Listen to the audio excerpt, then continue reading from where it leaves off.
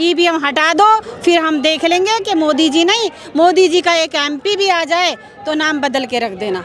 उन्होंने कहा कि बेटी पढ़ाओ और बेटी बचाओ, ठीक है, क्या वो सच निकला?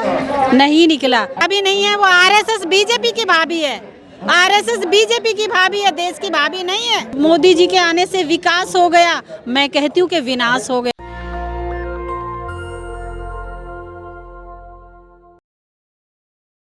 2024 में पूरे देश में आम चुनाव होना है और लगातार भारतीय जनता पार्टी जमीन को तैयार करने में जुट गई है और कहा जा रहा है कि यूसीसी लाया जाएगा, पूरा खाका तैयार हो गया है।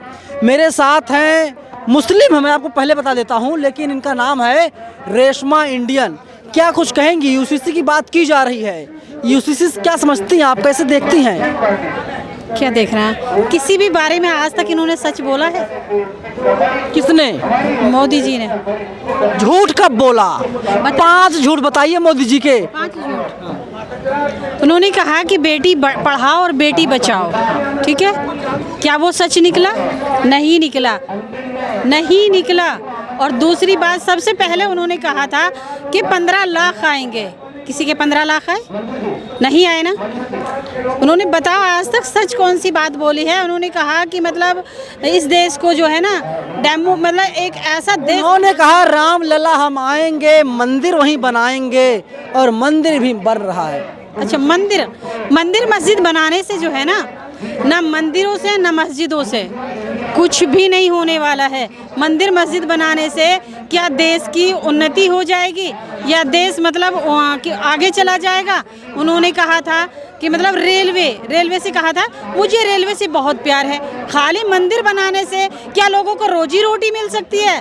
काफ़ी लोगों का उन्होंने मतलब देश का वो हाल किया है मंदिर मस्जिद के चक्कर में। मंदिर मस्जिद मैं तो कहती हूँ कि मंदिर मस्जिद ना बना करके ना वहाँ पर मंदिर बनता। मुस्लिम होकर के आप मस्जिद के खिलाफ हैं? हाँ, तो क्या हुआ? फतवा जारी कर देंगे मौलाना लोग। नहीं, मैं नहीं डरती किसी फतवे से, नहीं डरती फतवे से? किसी फतवे से, क्योंकि मंदिर और मस्जिद से बेहतर वहाँ कोई हॉस्पिटल होता। छोड़िए, कोई हॉस्पिटल। अरे सीमा भाभी आ गई भारत में। अरे सीमा भाभी? किसकी भाभी? देश की भाभी, राष्ट्र भौजाई है। भाभी नहीं है, वो आरएसएस बीजेपी की भाभी है, आरएसएस बीजेपी की भाभी है, देश की भाभी नहीं है। वो सीमा भाभी आरएसएस बीजेपी की भाभी है। सीमा भाभी जो है ना, डर लग रहा है बीजेपी आरएसएस हमला है, क्योंकि बीजेपी यूसीसी लाने जा रही है। अच्छा, हमें क्यों डर लगेगा भाई? हमें क्यों डर लगेगा?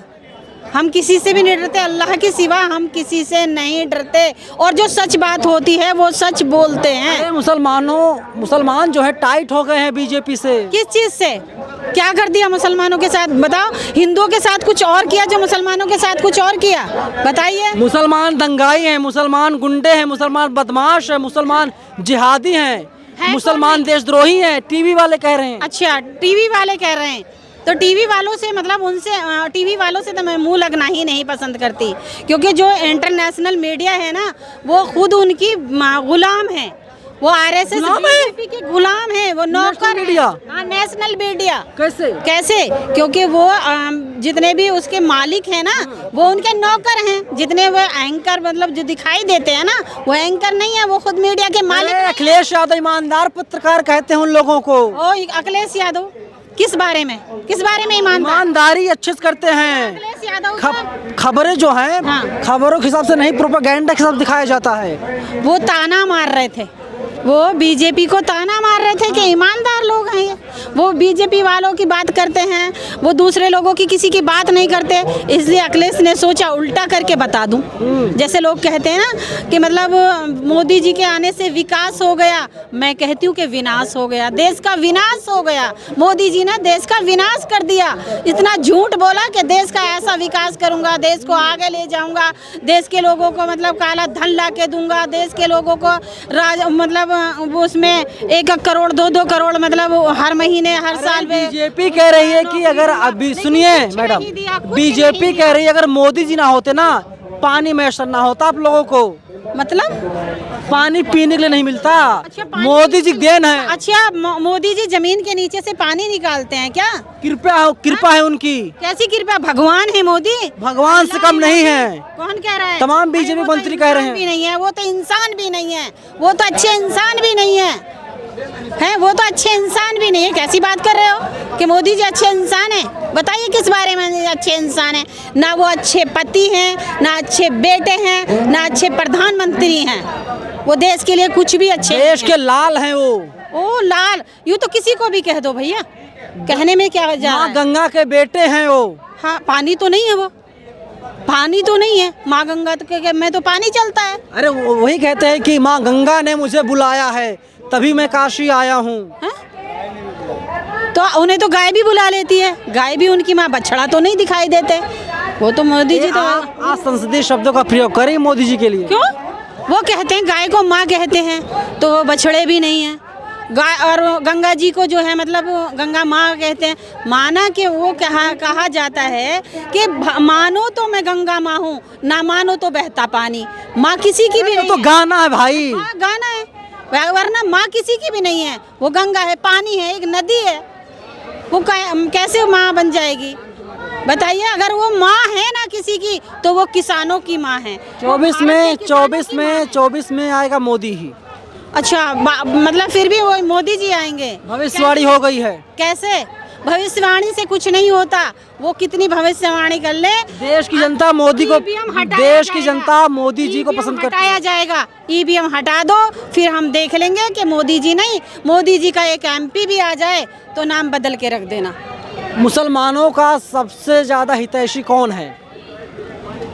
मुझे तो कोई नजर नहीं आता। पंडित राहुल गांधी? बिल्कुल भी नहीं।